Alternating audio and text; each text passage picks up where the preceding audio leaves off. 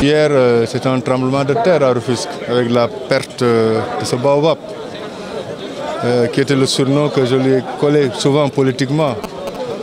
Alioune Mar était tout pour nous.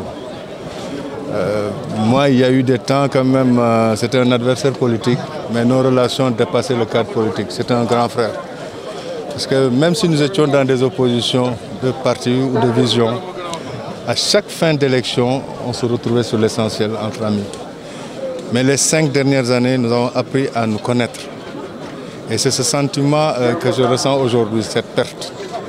Une perte douloureuse parce que j'ai perdu un grand frère, j'ai perdu un ami, j'ai perdu un conseiller. On avait de grands projets ensemble pour Rufisque.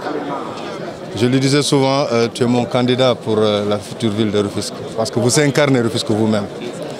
Malheureusement, il est parti.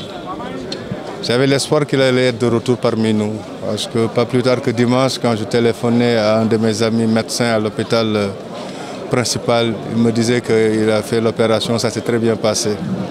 Qu'il est sorti de la réanimation pour retourner à sa salle d'origine. Donc je pense, et il m'avait même promis que dans quelques jours, normalement, il allait être libre.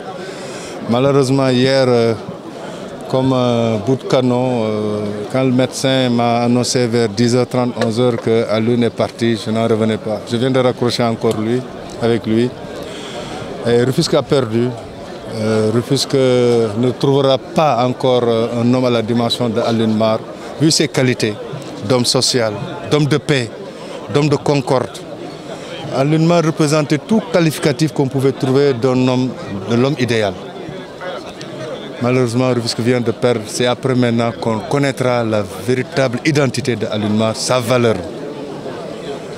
Diokoul a perdu, Rufisque Ouest a perdu, mais le Sénégal a perdu aussi un grand homme. Un homme de consensus. Même dans l'adversité politique, Alioune Mar te prenait toujours comme un jeune frère.